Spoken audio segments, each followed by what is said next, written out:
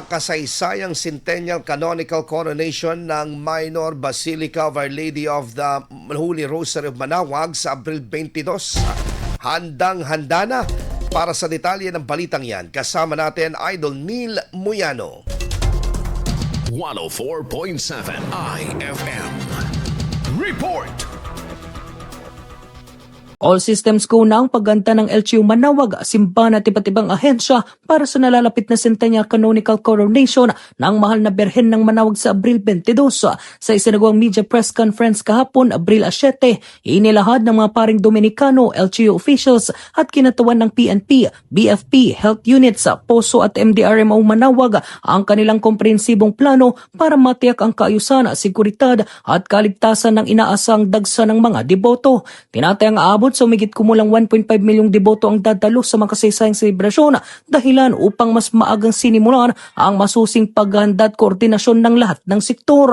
Sa nasabing press con, pinangunahan ni Reverend Father Roberto G. Reyes OP, tagapagsalita ng simbahan, ang pagbibigay ng overview at tema ng pagdiriwang. Ayon sa kanya, bago ang koronasyon sa Abril 22, isasagawa muna ang dedication rites ng simbahan sa Abril 21 kasunod ng isinagawang renovasyon nito bilang paghahanda sa okasyon. On April 21 at 4 p.m., we will have the rededication of the church. We will have a rite of rededication of the church following the recent renovations in the Minor Basilica. The Eucharistic celebration will be presided over by our Most Reverend Archbishop Socrates B. Villegas. On the 22nd of April at 9 o'clock in the morning, we will have the enthronement and solemn reenactment of the canonical coronation and Eucharistic celebration. The reenactment of the 1926 canonical coronation of Our Lady of the Rosary of Manaoag will be held. And the Mass will be presided over by the Apostolic Nuncio to the Philippines, Most Reverend Charles John Brown, D.D. On the 22nd of April at 4 p.m., we will have the Pontifical Mass of the canonical coronation and Grand Procession. The Fiesta Mass followed by the Grand Procession of Our Lady of the Rosary of Manaoag. And the Mass will be presided over by Most Reverend Socrates B. Villegas. Samantala, inilahad naman ni Reverend Father Jerome R. Geronimo OP ang ruta at daloy ng prosesyon upang matiyak ang maayos na galaw ng mga deboto sa araw ng selebrasyon. Procession will proceed from the church, traversing the Rizal Street of the Poblacion. And then upon reaching the Baloking Bridge, to turn left po tayo. Then along San Jacinto Manaoag Road, going back to the church via San Jacinto Manaoag Road, and then Soriano Street po. Babalik na po ng simbahan.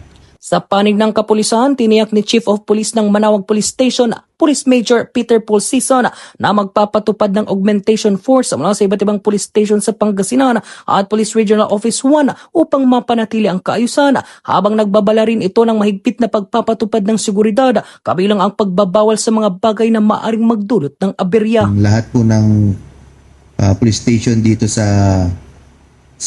Pangasinan at saka sa ang ating regional headquarters din is magpapadala ng dagdag persa para magbantay ho dito sa selebrasyon ng ating bayan. Pinagbabawal ho naming dalahin dito sa event ay unang-una po mga weapons ho, mga fireworks,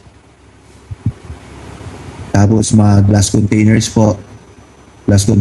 tapos yung mga laser pointers pinagbabawal rin namin, tapos yung paggamit ko natin ng drones.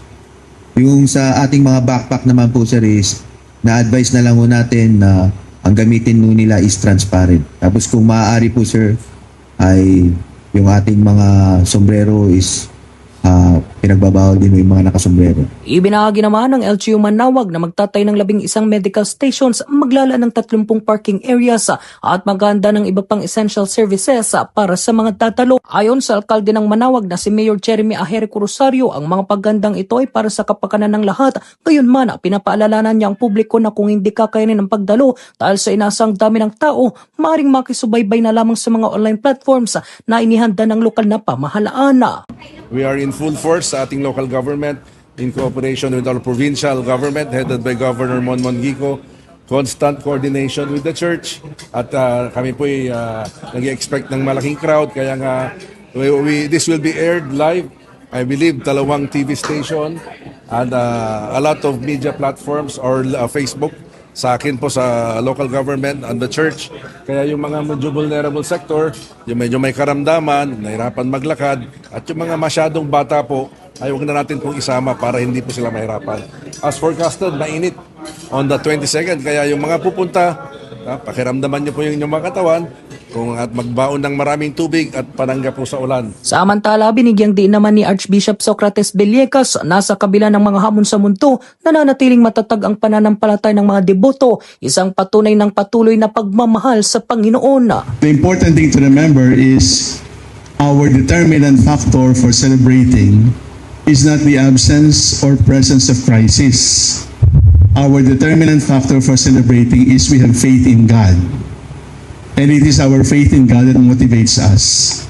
It is going to be very considerate about the crisis, but no crisis can stop us from expressing our faith in God and love for Our Lady. Sa hulihang pagdiriwang ng Centennial Canonical Coronation ay hindi lamang isang makasaysayang okasyon, kundi isang pagpupugay sa mahal na Birhen ng Manawag na matagal nang kinikilalang simbolo ng pananampalataya, pag-asa at mga himala para sa milyon-milyong deboto. Ipinagdiriwang nito ang 100 taon mula ng opisyal na korona ng Our Lady of the Holy Rosary of Manawag noong 1926, isang pagkilala ng simbang Katolika sa malalim na debosyon at patuloy na pananalig ng mga Pilipino sa mahal na ina. Kasama mo mula rito sa FM News Tagupan, ito si Aidun Nimero, Tadak Aya FM.